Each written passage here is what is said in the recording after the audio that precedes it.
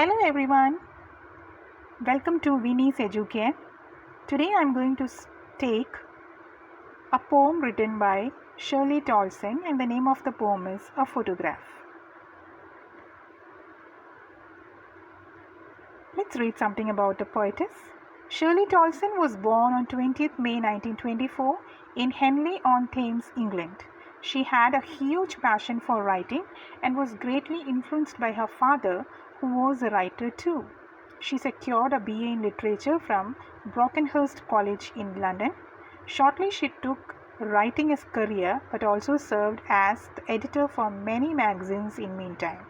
Her famous works are Celtic Alternative in 1987 and Celtic Year in 1993. She died at the age of 94. Let me just read the poem before I give you the explanation. A photograph.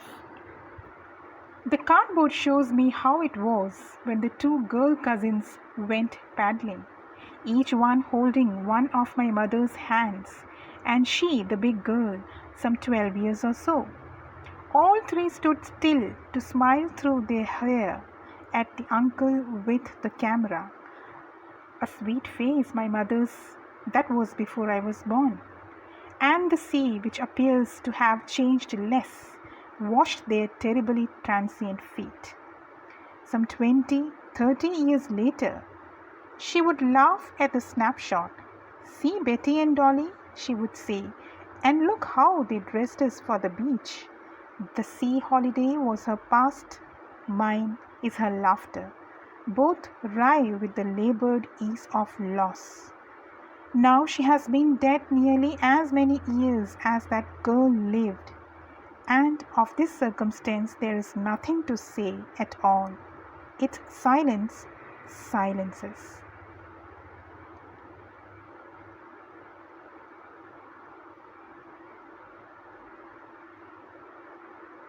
Now let's see the stanza-wise explanation of the poem.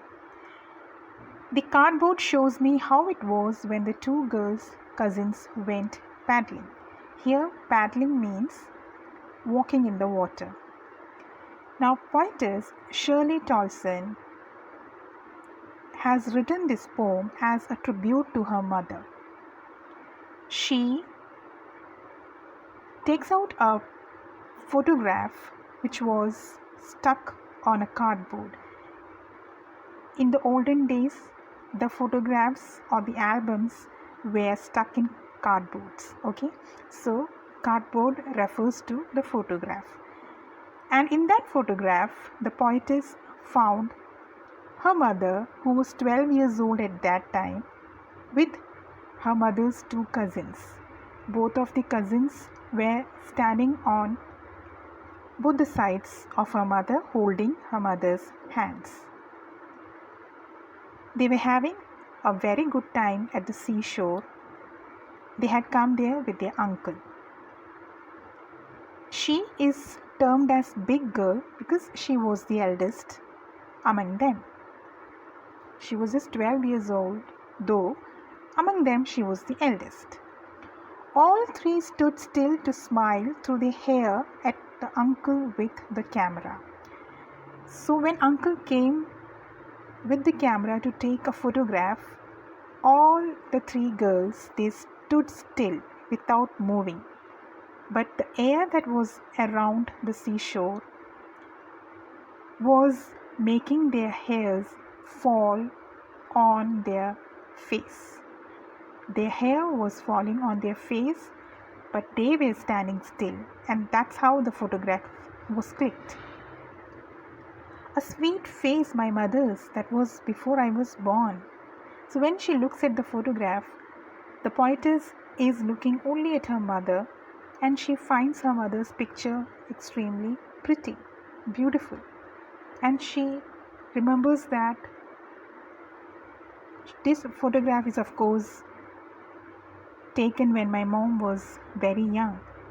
And from the time I have been seeing my mom, I don't think she looked this sweet. That's why the term before I was born is used over here.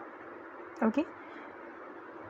And the sea, which appears to have changed less, washed their terribly transient feet. So the photo had captured one more thing, and that is the flow of the water and how they touched the feet and how it is reverting back into the sea. Okay, that also has been captured in the picture, and the poetess is saying that sea is the same. Sea has not gone through any change, but the people who are there in the photograph, they have changed a lot. So here, and the sea, which appears to have changed less, washed their terribly transient feet. That terribly transient feet refers to the ever-changing process that a human being goes through. Okay? Transient is lasting only for a short time. Keeps on changing. The human being keeps on changing. Fine. Here we have some poetic devices used here. The main thing that I can show you now is terribly transient. Okay, they are terribly transient. In all these three words, you can see the T coming continuously in all the three words. This is called alliteration for the first place. Second place, it also has another poetic device called transferred epithet. Now, what is transferred epithet? See, actually, the feet is being described as terribly transient, something which keeps on changing, okay, which is there for a short time, which keeps on changing. The imprint of the feet is just short-lived. The seawater comes and takes it off. That is one image that is being portrayed. Second thing is that human being keeps on changing. Sea is there, but the human beings and the foot imprint keeps on changing. So what is transferred epithet? The human nature, the nature of human being keeps on changing is something which is referred by transient feet. Even though feet is a noun which is being described as terribly transient, the actual meaning is that human beings keep on changing. So the meaning or the description is transferred from feet to the human beings. Okay, so that is why we call it epithet transferred. Okay, transferred epithet. Now, paddling is just walking on the beach in the water, and transient I already told, lasting only for a short time. Okay, so I hope this paragraph is clear to you. Moving on. Some 20-30 years later, she would laugh at the snapshot. See Betty and Dolly, she would say, and look how they dressed us for the beach. The sea holiday was her past. Mine is her laughter. Both wry with the labored ease of loss. Now here, the poet is saying that after 20 or 30 years, that is when her mother reached her 40s, one fine day she takes this particular picture herself and she admires it. She feels happy and she smiles and she explains the whole episode to the poetess, saying that how good those days were and how the parents have dressed them up for beach, and she's happy, and it was clear that she misses all those things. The mother was missing all those things. So when poetess is thinking about this, she also realizes that she misses her mother too. Okay, her mother, poetess' mother, was missing all the childhood days because she knew those days would never come back.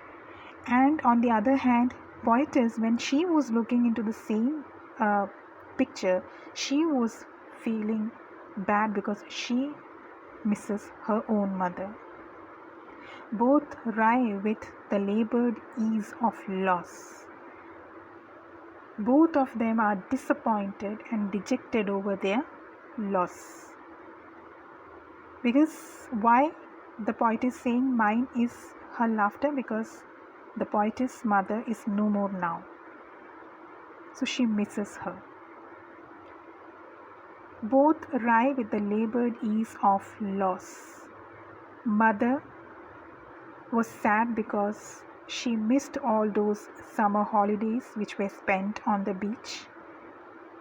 Daughter is missing her mother's smile and her mother's presence in her life.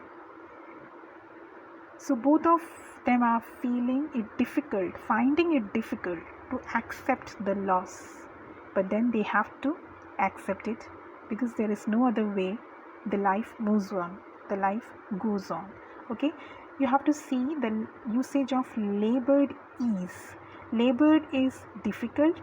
Ease is comfort. So both are contrasting words which are put together. Okay, and this usage is also a poetic device which is called oxymoron. Fine. So actually when the picture is taken out and poetess is looking at the picture, she thinks about her mother, how happy she was once upon a time when she herself looked at the picture, and the whole scene of that particular day is recreated, and that brings a smile on the poetess' face first, thinking that her mother was happy. Then she realizes that she could not see that particular smile of her mother's anymore because she is not there, she is dead. And it is difficult for her to accept the reality, as it was difficult for her mother to accept the reality that the childhood days are gone and they would never come back. Okay. So snapshot is an informal photograph taken quickly, typically with a small handheld camera. Wry means annoyed or sad, and labored ease I have already explained. Moving on to the last stanza. Now she has been dead nearly as many years as that girl lived. Which girl? The girl which was there on the photograph. At that time she was 12 years of age. So poetess is saying that my mother is dead and it's been 12 long years that I'm living without my mother. And of this circumstance there's nothing to say at all. And at this point of time I have nothing to say because I am extremely sad. The feeling of my mother not being with me is bringing a lot of annoyance to me. I feel extremely sad and I'm not able to say anything. There is a total silence within me, and that silence is silencing everything around me. So this particular situation is silencing everything that is going on around me. I am totally shattered. So through this poem, Shirley Toulson shows how much she misses her mother. Okay, I hope I have been able to convey the message to you. If you liked my video, please share it to your friends and ask them to subscribe my channel. Thank you. See you soon.